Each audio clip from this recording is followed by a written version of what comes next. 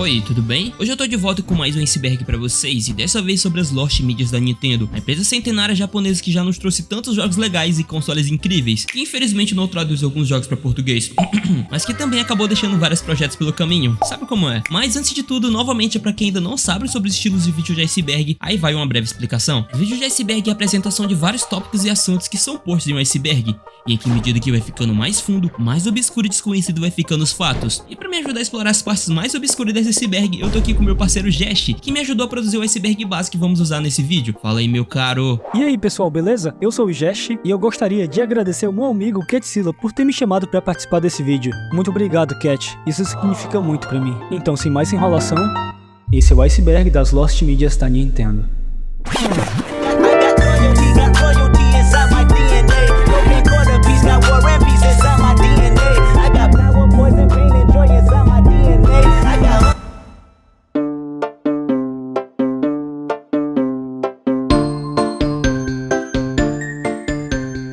Super Mario Wakes World. Super Mario Wakes Worlds é uma sequência cancelada do famoso Super Mario World de 1993, desenvolvido pela Nova Logic, e infelizmente só 30% do jogo foi concluído antes de ser cancelado, e apenas 3 protótipos desse jogo existem, mas já tem uma ROM disponível há algum tempo na internet e que inclusive pode ser baixado no site da Lost Media Archive. Esse jogo ele foi planejado para ser lançado no icônico Philips CDI. Esse console ele reproduzia CDs interativos que além de jogos também podia rodar outros tipos de mídias, como vídeos e músicas, mas esse sistema ele foi considerado um fracasso comercial, com vários projetos de jogos para ele sendo cancelados, e que faz com que ele tenha uma biblioteca de jogos bem limitada. E esse jogo aconteceria no mundo real ao invés do reino dos cogumelos, mas ainda tinha inimigos como os Goombas e os Koopas. O desenvolvimento foi super apressado e só começou algumas semanas antes da apresentação para Nintendo, e mesmo com eles trabalhando 24 horas por dia durante 2 semanas, ainda assim não tinham muito para mostrar na apresentação. O desenvolvimento foi tão apressado que o jogo foi portado para o disco apenas 4 horas antes da apresentação, e apesar de tudo isso, a Nintendo ficou incrivelmente impressionada com o resultado final. Infelizmente, devido às baixas vendas do Philips CDI ocasionada pelo seu fracasso, o Super Mario Wakes Worlds acabou sendo cancelado, mas é impressionante como o que sobrou do jogo ainda é funcional, considerando que foi cancelado tão cedo na sua produção. Claro que com alguns bugs e ausência de diversas partes, mas é jogável.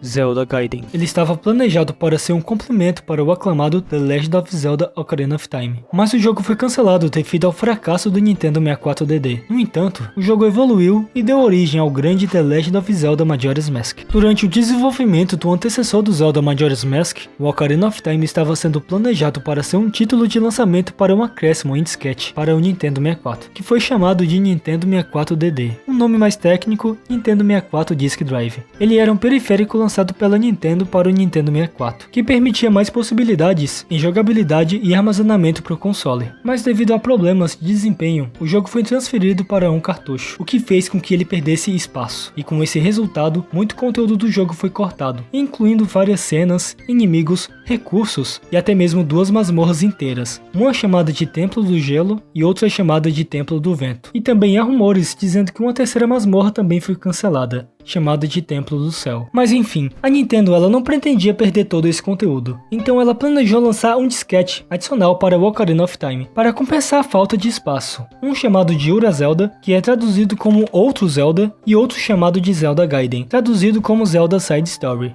Enquanto o desenvolvimento de Ura Zelda foi cancelado e descartado, o desenvolvimento de Zelda Gaiden continuou. No entanto, Eiji Aonuma, design das masmorras do Ocarina of Time, sentiu que o jogo ele era muito parecido com o Ocarina of Time e pediu a Shigeru Miyamoto para fazer um jogo totalmente diferente. Miyamoto até que aceitou, porém ele deu um prazo de 1 ano. E o Eiji Aonuma foi lá e aceitou. E ele conseguiu. A equipe usou o mesmo motográfico do Zelda Ocarina of Time e também reciclou várias ideias do Zelda Gaiden. O jogo acabou tendo o mesmo destino do Ocarina of Time, sendo portado para um cartucho em vez de um disquete. E devido ao seu desenvolvimento prolongado, como um jogo que foi baseado para ser lançado para o Nintendo 64DD, o Nintendo 64 ele acabou precisando de uma expansão, chamado de Expansion Pack. O Expansion Pack é um módulo adicional e opcional lançado para o Nintendo 64. Com ele o console ganha mais 4 MB adicionais de memória RAM. E essa adição ela é necessária para alguns jogos, tipo Donkey Kong 64, Perfect Dark e o The Legend of Zelda Majora's Mask. Sem essa expansão, esses jogos não vão rodar, pois o Nintendo 64 não vai ter memória RAM suficiente para poder rodar o jogo. O título foi alterado de Zelda Gaiden para Zelda Majora's Mask, e lançado no Japão em 27 de abril dos anos 2000. São poucas filmagens iniciais do jogo, e a maioria da parte do conteúdo cortado foi descoberto através de captura de tela, assim como essa imagem inicial da lua sem rosto. É sério, muita coisa do jogo foi removido, e eu poderia até passar o dia todo falando e citando cada um delas, mas muitas dessas coisas são itens não utilizados, como diferentes instrumentos foram removidos ou mudados para liberar espaço no inventário, e várias mudanças foram feitas, assim como uma máscara do Link adulto, que tinha sido removida, que na versão final do jogo, ela se tornou a First Date Mask.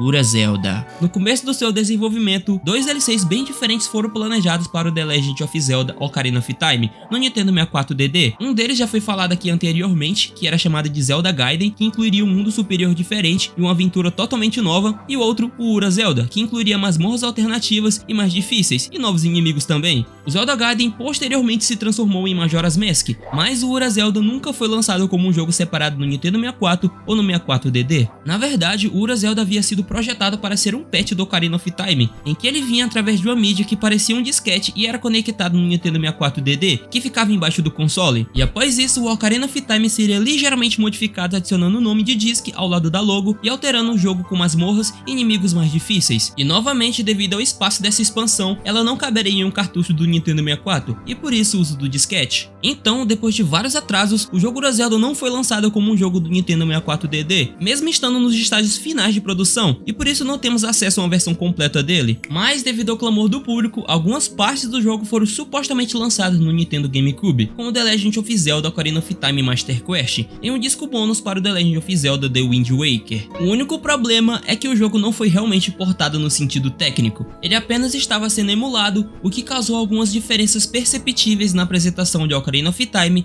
e Master Quest nesse disco.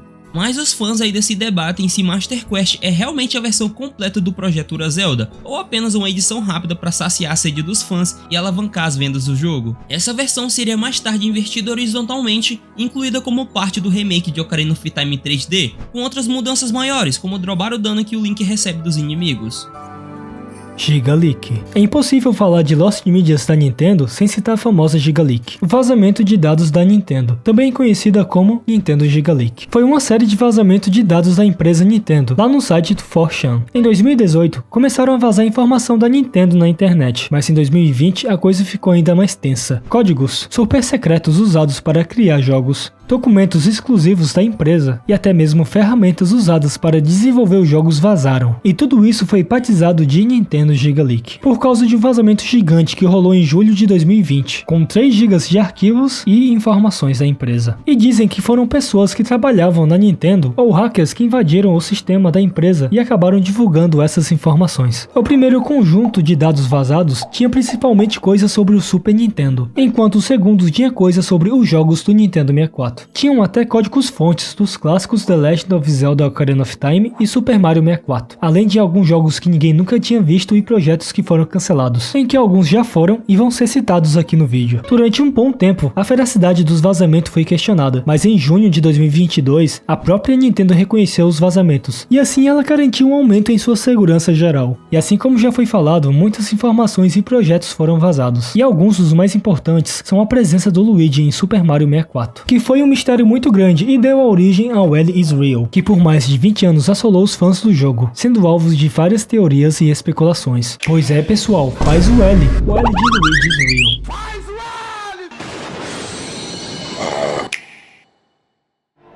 Espera, o L é real? Sempre foi.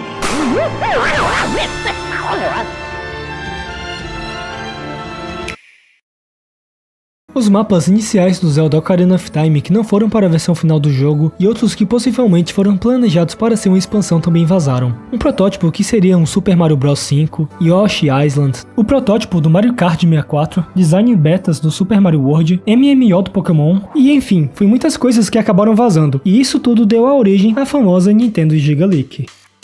FurWinx. FurWinx foi um jogo de plataforma desenvolvido pela Eurocom para o PlayStation em 1999. Algumas pessoas gostaram do jogo, outras não, e até por isso ele recebeu críticas mistas, mas mesmo assim eles começaram a desenvolver um port para outro videogame, que no caso era o Nintendo 64, e o lançamento ficou previsto para o ano 2000. A versão do jogo FurWinx para o Nintendo 64 já estava quase pronta e até ganhou uma análise na revista oficial da Nintendo, mas como o jogo não foi um sucesso tão grande no PlayStation e opiniões sobre ele eram bem divididas, a empresa mãe que fazia o jogo, a GT Interactive, começou a ter problemas financeiros. E para tentar se recuperar, eles tiveram que vender algumas coisas e reduzir a equipe que estava trabalhando na versão do jogo para o Nintendo 64. E no final de 1999, os editores começaram a debater se deveriam ou não lançar o jogo para o Nintendo 64, com a IGN dando o futuro do jogo como incerto. E no final das contas, apesar de todos os esforços, o port foi cancelado no ano 2000. Embora o port do jogo tenha sido até abordado em muitas revistas de jogos da época. E embora não tenha sido lançado oficialmente, algumas versões do jogo FurWinx em inglês, em espanhol e italiano foram disponibilizadas em sites de download de jogos antigos. Mas em 12 de fevereiro de 2018, a Pico Interactive, uma empresa que se concentra em licenciamento e finalização de jogos retrôs novos ou inacabados, lançou uma campanha no Kickstarter para lançar o jogo oficialmente para o Nintendo 64, e eles também lançaram o jogo no computador e na plataforma da Steam em 22 de outubro de 2018. A versão do Nintendo 64 ganhou um lançamento especial com um cartucho, um livro arte, um pôster e um CD com trilha sonora, e a Pico Interactive também lançou alguns controles especiais do Nintendo 64 com o tema do jogo.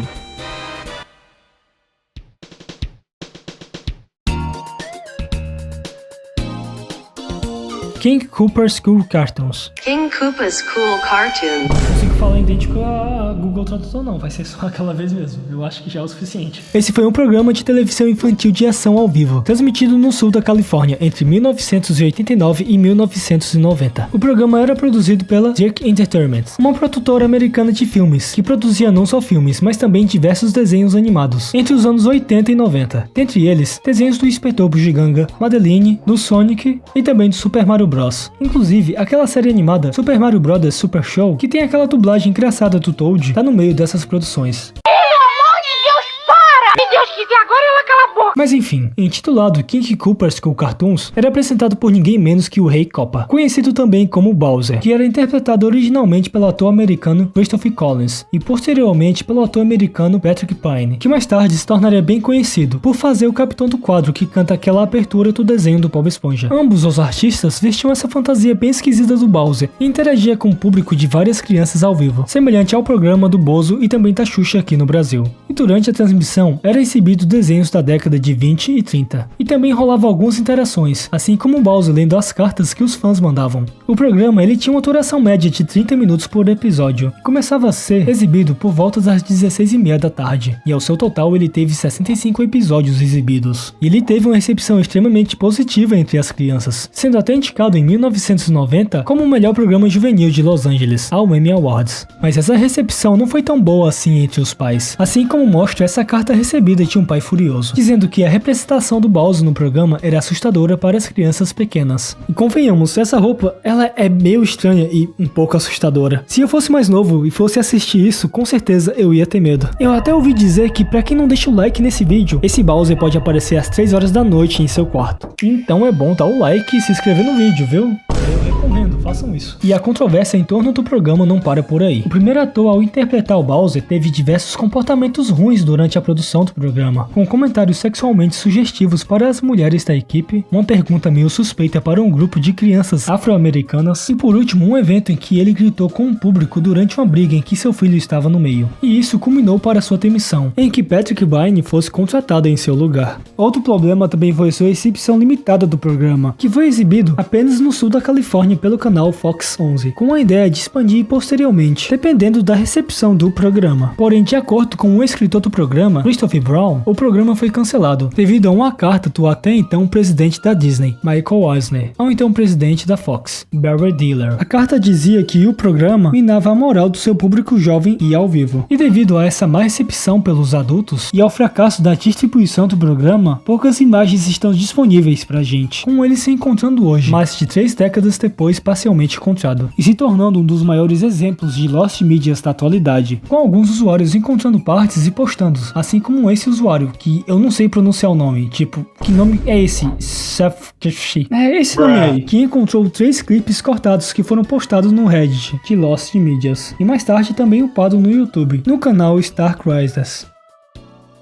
Kirby Ball 64. Também chamado de Kirby Ball 64, esse foi um jogo cancelado de Kirby, desenvolvido originalmente pela HAL Laboratory para o Nintendo 64 em 1996, e que seria um dos primeiros jogos da plataforma do Nintendo 64 que foi lançado no Japão no dia 23 de junho de 1996. Planejada para ser uma sequência de Kirby's Dream Course do Super Nintendo, Kirby Ball 64 começou a ser desenvolvido em 1995 e seria o primeiro jogo em que o Kirby aparece em 3D. O jogo ele foi anunciado pela primeira vez no Shoshinkai, mais tarde renomeado de Nintendo Space World, em 1995, evento esse realizado em Shiba, no Japão, e que apresentou não só o Kirby Ball 64, mas também o Super Mario 64, que era conhecido na época como Ultra Mario, e o famigerado Nintendo 64, assim como vários outros jogos da plataforma, como o Zelda Ocarina of Time e o Mario Kart 64. E embora o jogo tivesse com apenas 20% de concluído, era possível ver uma demo do jogo no evento, e já deu para perceber algumas mecânicas e jogabilidade do jogo, que inclusive contaria até com modo multiplayer. E em março de 1996, a revista Game Pro afirmou que Kirby Ball estava programado para ser lançado no dia 21 de abril, como um título de lançamento japonês do Nintendo 64, apesar de ter sido incompleto quando foi exibido no Space World. No entanto, o lançamento japonês do Nintendo 64 foi adiado para junho, e quando foi lançado, Kirby Ball não apareceu como um título de lançamento. A mesma revista também afirmou que Kirby Ball 64 era um título provisório, o que parecia ser verdade, pois o jogo foi descartado e reformulado para ser lançado posteriormente como Kirby Air Ride, em julho de 2003 para o Nintendo GameCube. As únicas partes disponíveis do jogo são algumas filmagens feitas no Shoshinkai em 1995 e infelizmente estão com qualidade péssima, mas já deu para ver o Kirby usando uma espécie de airboard que seria usado no Kirby Air Ride de GameCube. Eftball 64. Eftball 64 é um jogo cancelado do Nintendo 64, que foi planejado como o terceiro jogo da série Mother. O jogo começou a ser desenvolvido para o Nintendo 64 DD, com um lançamento projetado em 1999, mas foi mudado para o Nintendo 64 Game Park normal, quando o Nintendo 64 DD não teve sucesso. Um trailer e uma demo jogável foram apresentados no Nintendo Space World de 1999, e lá também tinha uma data de lançamento, projetada para ser lançado em 22 de março de 2000. No entanto, devido a alguns problemas com a equipe de desenvolvimento e a falta de experiência com jogos tridimensionais, o jogo acabou tendo seu desenvolvimento interrompido, e posteriormente, em 21 de agosto de 1999, Shikesatsu Itoi, editor-chefe do Mother 3, ele acabou anunciando o cancelamento da produção, e o jogo só foi trazido de volta ao desenvolvimento lá para o Game Boy Advance em 2003, e a certa altura, a equipe planejou trazer ele para o Nintendo GameCube. Durante o desenvolvimento foi declarado que o jogo teria 12 personagens jogáveis em 12 capítulos, e mais tarde ele foi reduzido só para 9 capítulos, durante a mudança do disquete para o cartucho. O subtítulo usado no jogo japonês foi alterado várias vezes durante o desenvolvimento, sendo uma delas Forest of the Chimera, mas a mais comum sendo Fall of the Pink King. Em uma entrevista, Satoru Iwata estimou que o jogo estava cerca de 30% completo, enquanto Shigeru Miyamoto acreditava que estava aproximadamente 60% completo, do ponto de vista da programação. E embora o roteiro completo tinha sido produzido, o mesmo acabou não sendo aperfeiçoado, e ele aparentemente acabou se perdendo, quando Satoru Iwata não pode mais está atuando na direção do jogo. Nenhum conteúdo do jogo foi lançado corretamente, além das pequenas amostras da Space World de 1999 e lá no site do Shiketsato Itoi, já que a equipe acreditava que lançar o produto inacabável cheio de bugs diminuiria a alta expectativa estabelecida para o jogo. O paradeiro das poucas cópias produzidas do jogo são desconhecidas. Acredita-se que pelo menos uma esteja com Brian Brown, o estúdio de jogo que trabalhou na produção do Mother 3. Algumas outras cópias poderiam estar circulando por aí, mas sem um rastro concreto. Chegaram até afirmar que a versão do Mother 3 seria lançada para o Nintendo 64 em meados dos anos 2000. Porém, toda essa esperança sumiu, já que o Mother 3 nunca foi lançado para o Nintendo 64. Dublagem BR de animes da Nintendo perdida. Apesar da Nintendo ser uma empresa de videogames e animes não ser o seu foco principal, alguns de seus maiores sucessos já foram adaptados na forma de anime. E como exemplo, temos o anime A Lenda de Zelda, que foi lançado em 1989 e produzido pelo estúdio de animação americano Dick Entertainment. Esse nome é engraçado. A série de anime A Lenda de Zelda foi composta por 13 episódios, cada um com cerca de 15 minutos de duração. A história segue as aventuras do herói Link, que deve resgatar a princesa Zelda do malvado Ganon e coletar as peças da Triforce para restaurar a paz no reino de Hyrule. O anime em si era um pouco tosco, porém bom de assistir. O anime ele foi dublado aqui no Brasil pelo estúdio de dublagem Herbert Richards, no início dos anos 90.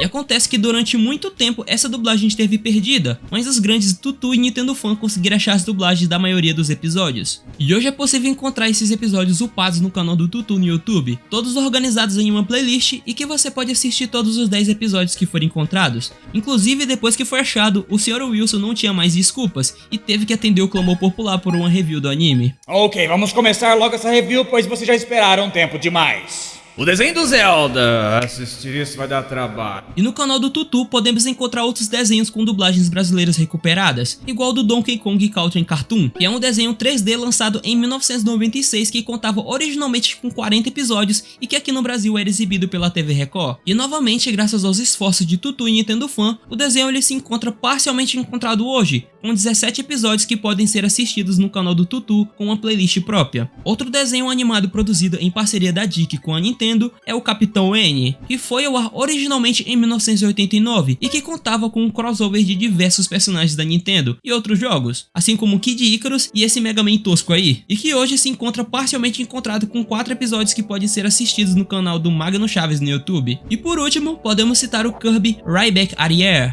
Meu inglês é péssimo, gente, desculpa. Uma série de anime lançada em 2001 e que teve 100 episódios lançados originalmente e que aqui no Brasil foi exibida em 2003 no canal da Fox Kids, e que também, devido aos esforços do Nintendo Fan e outros fãs da Nintendo, vários desses episódios puderam ser encontrados e hoje eles podem ser assistidos no site da Internet Archives. E lembrando a vocês que esses não são os únicos desenhos da Nintendo que estão com a dublagem brasileira perdida, e podemos ver até mesmo uma planilha feita pelos fãs da Nintendo em que eles registram quais desses desenhos e quais episódios deles se encontram perdidos ou encontrados.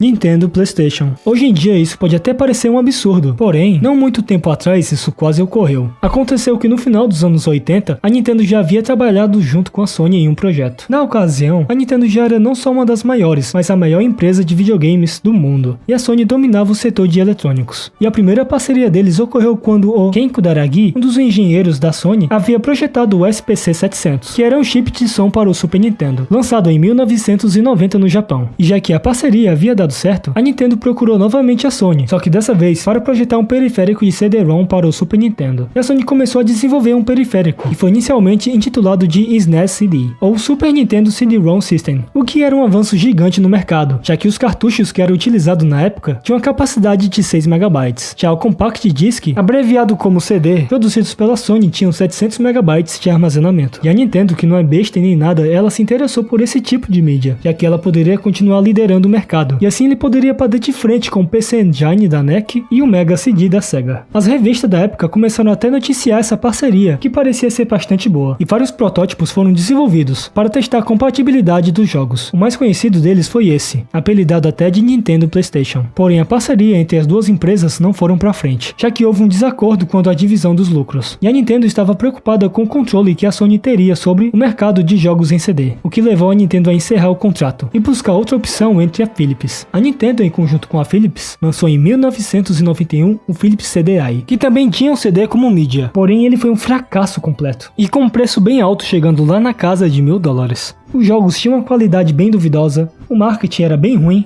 e fora a concorrência dos outros consoles que esmagavam o Philips CDI, que a Sony não desistiu do projeto. Em vez disso, o Ken Kudaragi, que quase foi demitido da Sony por trabalhar anteriormente com a Nintendo na criação do chip, influenciou a Sony a criar o seu próprio console, que era o famigerado PlayStation. Lançado em 1994, o PlayStation foi um grande sucesso e se tornou um grande concorrente da Nintendo no mercado. Embora a parceria tenha fracassado, a colaboração entre as empresas resultou em uma série de protótipos de consoles de jogo híbridos que nunca foram produzidos em massa, e assim se tornando um item valioso para os colecionadores. O mais conhecido desse protótipo é o Nintendo PlayStation, que já foi citado. Ele é um item extremamente raro, já que existe apenas alguns protótipos conhecidos desse dispositivo, sendo um deles vendido recentemente em um leilão em 2020 por $360 mil, e atualmente ele está cotado em mais de $3 milhões.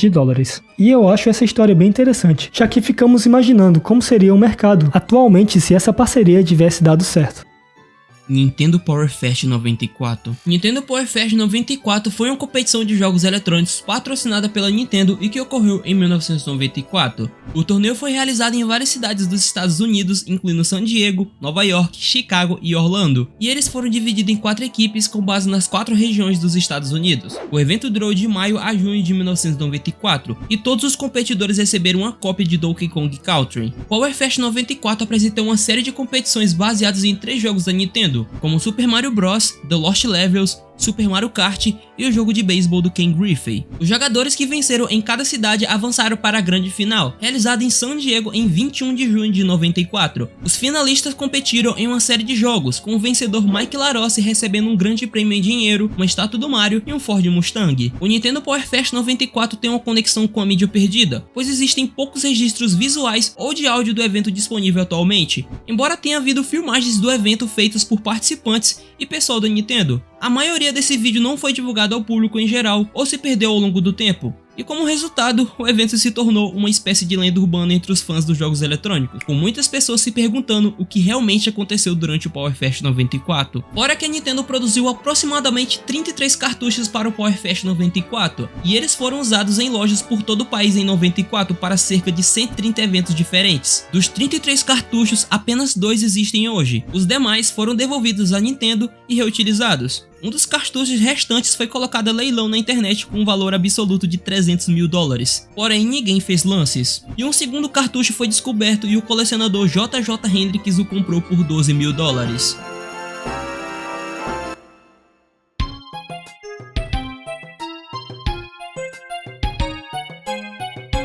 Metroid Dread. Metroid Dread é um jogo de ação e aventura para o Nintendo Switch, lançado em 8 de outubro de 2021, e ele faz parte da longa franquia Metroid, e é uma continuação direta do Metroid Fusion de 2002. Mas o fato que faz esse jogo estar aqui no iceberg de Lost Medias é a sua misteriosa primeira versão, o que torna esse caso bem famoso devido à bagunça que foi o seu desenvolvimento. Em 2005, a Nintendo anunciou que estava trabalhando em um jogo chamado Metroid Dread para o console portátil Nintendo DS, estando presente em até uma lista interna oficial de software da Nintendo que revelou uma série de jogos importantes para o DS, que seriam anunciados no futuro. Todos os jogos dessa lista, incluindo o título como Super Princess Peach, todos foram eventualmente anunciados e lançados, exceto um que não foi lançado, o Metroid Dread. Até revistas e sites da época anunciaram o Metroid Dread como um lançamento futuro para o Nintendo DS, e ele chegou até ser anunciado oficialmente na revista oficial da Nintendo em 2006, com até uma data de lançamento prevista, que seria em novembro daquele ano, novembro de 2006. No entanto, muitos problemas foram aparecendo, e essa data foi sendo adiada várias e várias vezes, até ser supostamente suspenso. Depois disso, um pouco antes da E3 de 2009, a divisão Nintendo RET1 preparou um protótipo para ser apresentado a outras divisões da Nintendo. No final das contas, Yoshio Sakamoto, um dos criadores de Metroid, não ficou satisfeito com ele, fora que a equipe que trabalhava no projeto teve problemas em trabalhar com o processador limitado do Nintendo DS, o que dificultou ainda mais o projeto. Então foi decidido não exibi-lo na E3 de 2009 e o desenvolvimento foi suspenso.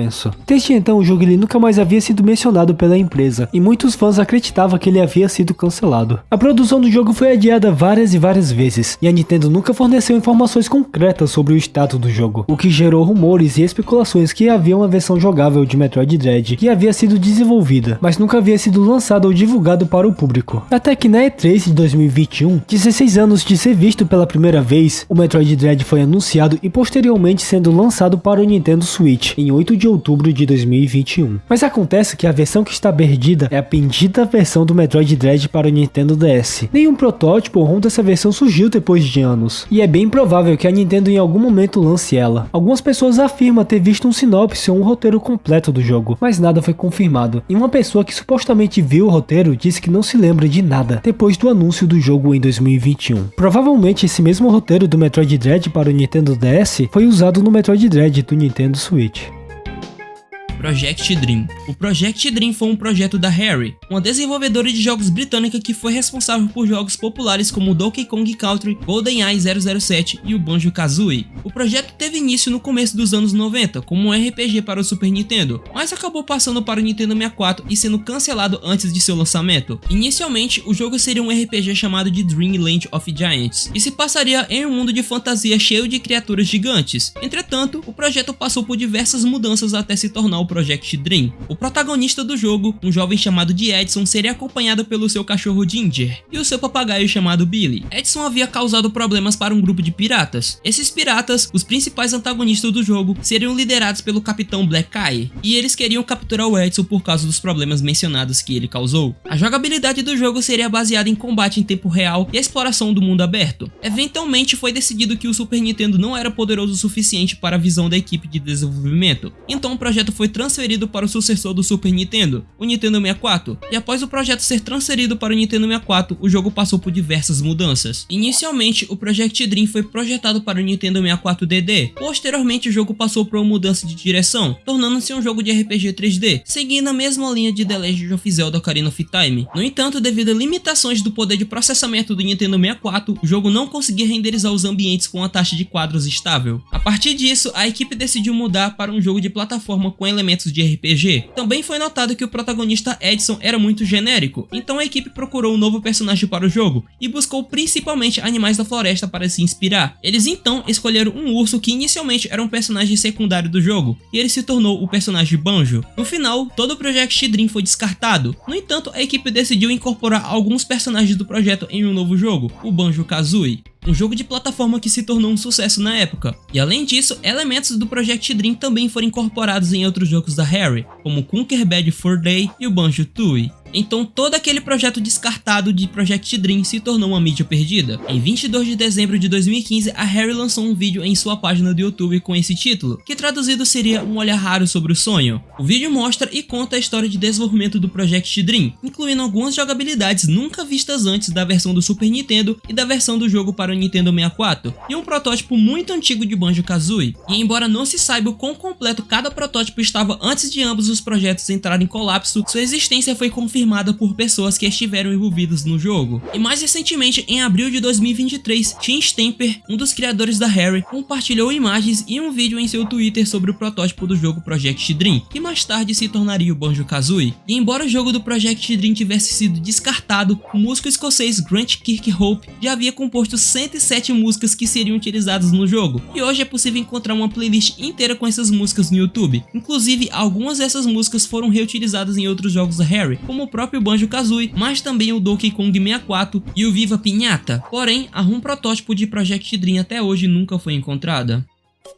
Miitomo. Em março de 2016, a Nintendo lançou seu primeiro jogo para smartphone, chamado de Miitomo. O aplicativo era uma espécie de rede social gratuita para iOS e Android, onde os usuários criavam avatares conhecidos como Mi e interagia com amigos adicionados por meio de perguntas e respostas. Os usuários podiam personalizar os seus Mis com roupas e acessórios, que podia ser comprado por meio de moedas virtuais ganhados por fazer respostas e também fazer minigames. Ou se você quisesse, você também poderia pegar as moedas com seu dinheiro real. Além disso, o aplicativo também permitia que os usuários tirassem foto dos seus Mis em diferentes poses e cenários. Apesar do seu início ter sido muito bom com vários usuários, o interesse no Miitomo diminuiu rapidamente após o seu lançamento. Em maio de 2018, a Nintendo anunciou através de um comunicado em seu site que encerraria o serviço a partir de 9 de maio de 2018. A empresa atribuiu a decisão à dificuldade de manter a base de usuários em um mercado de aplicativo altamente competitivo. E também esse mercado ele tinha constantes mudanças. Para você poder salvar o seu Mi criado no aplicativo,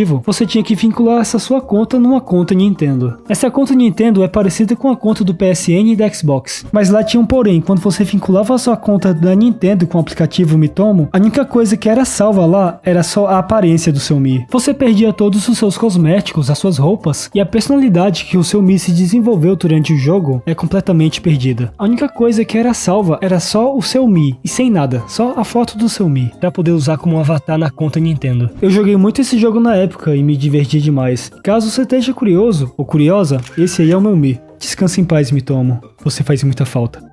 DJ Hero 3D. Durante a E3 de 2010, a Nintendo revelou o lançamento de seu mais novo console portátil, o Nintendo 3DS. Nesse evento, a Nintendo anunciou uma variedade de editores e franquias que estariam disponíveis no 3DS, e entre elas estava a Activision, que lançaria o DJ Hero 3D, um novo jogo da série DJ Hero e o primeiro título portátil dessa franquia. Em DJ Hero 3D, a jogabilidade era semelhante à do jogo original, com a utilização da caneta e da tela sensível ao toque para imitar arranhões e crossfade entre as músicas. No entanto, enquanto em outubro de 2010, enquanto DJ Hero 2 estava prestes a ser lançado, a série Guitar Hero estava enfrentando vendas cada vez menores e críticas negativas para os seus pacotes de expansão. E infelizmente, o DJ Hero 2 também não conseguiu atender as expectativas dos fãs e críticos, levando a Activision a cancelar todos os jogos futuros da série Hero, incluindo o DJ Hero 3D, fazendo com que a franquia Hero fosse aposentada e ficasse sem planos definidos para o futuro. Embora uma demo para o DJ Hero 3D estivesse presente na E3 de 2010, a demo não ressurgiu desde então. Nenhuma outra compilação para o jogo foi lançada ao público ou apareceu, se encontrando perdida até o momento. Doom Absolution. Doom Absolution foi uma sequência planejada para o jogo Doom 64, anunciado pela Midway Games em cooperação com a ID Software logo após o lançamento do primeiro jogo. A intenção era que o novo jogo fosse voltado para o multiplayer, já que o modo multiplayer do jogo original foi cancelado durante o desenvolvimento. O jogo deveria acontecer possivelmente na Lua ou na superfície de outro planeta. Um bom número de níveis foi concluído para o projeto, com a prioridade máxima na experiência de multijogador, que já estava completa e totalmente jogável. No entanto, o jogo foi oficialmente cancelado em julho de 1997, e a maioria das fontes, incluindo entrevista com vários desenvolvedores, indicam que o principal motivo para o cancelamento do jogo foi a percepção de que o Doom tinha visto ao seu auge, e que o seu motor era muito antigo em comparação com os rivais que apresentavam um avanço com o modelo de personagens em 3D. Além disso, a política corporativa da Midway Games também levou em consideração outro projeto em andamento, o Quake 64, que deveria superar uma possível sequência do Doom 64, apesar do sucesso comercial do jogo anterior. Ou seja, a empresa decidiu investir em um novo jogo, que era o Quake 64, ao invés de continuar o Doom Absolution, que poderia competir diretamente com o novo projeto. E desde então, nenhuma captura de tela foi lançada e sequer um trailer do jogo apareceu. Caralho, é a segunda vez que eu gravo esse áudio, porque o primeiro já apareceu um grilo fudido. Acessórios descontinuados. Esse tópico é dedicado a citar alguns acessórios incomuns da Nintendo que acabaram sendo descontinuados. Enfim, desde o lançamento de seu primeiro console lá em 1983, o Nintendinho, a empresa sempre se destacou por oferecer experiências de jogos únicas e inovadoras, e isso se refletia em sua constante busca por criar novos acessórios que ampliassem as possibilidades de interação entre os jogadores e os jogos, igual a Power Glove, uma luva que se conectava ao Nintendinho e permitia ao jogador de controlar os jogos com o movimento da mão e dos dedos. O Wii Speak, que é um acessório da Nintendo que permitiu os jogadores se comunicarem por voz durante as partidas online. O Pocket Sonar, que era um acessório para o Game Boy que ajudava os pescadores. E na ponta do cabo existia um sonar que servia para detectar peixes, que tinha um alcance de até 20 metros de profundidade, e funcionava. Mas enfim, isso era só para mostrar o quanto a Nintendo ela se aventurava em acessórios inusitados. Mas agora eu irei falar sobre alguns acessórios que pareciam até revolucionários, mas que acabaram não se concretizando e nunca vieram para o mercado. A bicicleta Life Fitness, que foi um produto feito em colaboração entre a Nintendo e a Life Fitness, uma empresa de equipamentos para exercícios, e ela foi apresentada primeiramente em um artigo no Nintendo Power V73 em junho de 1995 e funcionava no Super Nintendo. Ela foi projetada para permitir que os jogadores se exercitassem enquanto jogavam videogame, semelhante ao Wii Fit, mas produzido mais de uma década antes. Inclusive, 2 jogos foram desenvolvidos exatamente para usar com a bicicleta fitness, o Speed Racer e Mammoth Dangerous Adventures e o Exertainment Mountain Bike Rally. Que não... Também conhecido como Canandon Cup. A bicicleta foi lançada em 1996 e não teve sucesso comercial, o que levou à sua descontinuação, e hoje você pode encontrar ela sendo vendida por colecionadores. A Nintendo Knitting Machine, a máquina de tricô da Nintendo. Na década de 80, a Nintendo criou um acessório inusitado para o Nintendinho, chamado de Nintendo Knitting Machine. Esse acessório era uma máquina de tricô desenvolvida em parceria com a empresa japonesa de tricôs Shimaseiki. Com a Nintendo Knitting Machine, os usuários podiam utilizar o console para criar suas próprias roupas de tricô. A máquina de tricô funcionava com cartuchos especiais que continham padrões de tricô pré-programados, e os usuários podiam escolher entre uma variedade de padrões para criar suas próprias peças de roupa. E o acessório também vinha com uma série de instruções e tutoriais em vídeo para ajudar os usuários a aprender a tricotar. Além dela vir com um kit que incluía uma máquina de tricô eletrônica, um controle remoto e um cartucho com o software necessário para controlar a máquina. Inclusive, essa máquina tinha um jogo próprio para ela, lançado apenas no Japão para o Family Computer Disk System, o I Am a Teacher, Super Mario No Sweater, que permitia que os jogadores fizessem seus próprios padrões de suéter. A máquina ela acabou sendo lançada apenas no Japão, e o acessório não teve muito sucesso comercial, e foi descontinuado logo em seguida. E um dos principais problemas mencionados era que o processo de tricô era muito lento e tedioso, o que desestimulava muitos usuários. Além disso, o software não era muito intuitivo, o que dificultava a criação de designs personalizados. O LCD 3D para GameCube. Na E3 de 2002, a Nintendo apresentou um protótipo do console GameCube, com um monitor LCD embutido de 5 polegadas que suportava a tecnologia 3D. O acessório era produzido pela empresa japonesa Nishimen Corporation, permitia a percepção tridimensional dos jogos e foi exibida pela primeira vez aos jornalistas e visitantes na feira da E3 em 2002. O recurso 3D só podia ser usado com jogos específicos que foram projetados para suportar a tecnologia, e ele tinha um aspecto de 4x3 e 320 por 240 pixels de resolução, descrito por Iwata na época até como alta definição, e foi revelado em outro contexto durante a série Iwata Asks, que rolava no site oficial da Nintendo. Na entrevista sobre o desenvolvimento do Nintendo 3DS, ficamos sabendo que a tela de LCD do GameCube poderia ter efeitos 3D sem a necessidade de óculos especiais, exatamente a tecnologia que foi usada no Nintendo 3DS em 2011, quase 10 anos depois. No mesmo Iwata Asks, descobrimos que um dos principais motivos para a tela nunca ter sido lançada foi a dificuldade de vender a ideia na época, já que estamos falando de 2002 e provavelmente ela seria mais cara do que o próprio console, o que inviabilizou o projeto. A tela em si ela nunca foi oficialmente lançada e o console ele foi comercializado com uma porta para conectar um monitor externo em vez de possuir um display LCD integrado, que abriu a oportunidade para empresas, assim como a Intec, para que produzissem os seus próprios monitores e outros acessórios para usar no GameCube. O original fabricado pela Nintendo acabou nunca sendo lançado e se tornando um item raro e cobiçado entre os colecionadores de videogame. O Wii Zapper é um acessório para o controle do Nintendo Wii que permite jogar jogos em primeira pessoa com maior imersão, em um formato que lembra uma arma, mas o que acabou não sendo lançado foi um protótipo dele. Bem, na E3 de 2006, meses antes do lançamento do Nintendo Wii, naquele outono, a Nintendo exibiu um protótipo de um possível design para o Wii Zapper. Esse design era parecido com uma arma, e a ideia de fazer esse acessório surgiu depois de um funcionário da Nintendo ter criado um suporte de arames que simplesmente segurava o fio que conectava o Nunchuk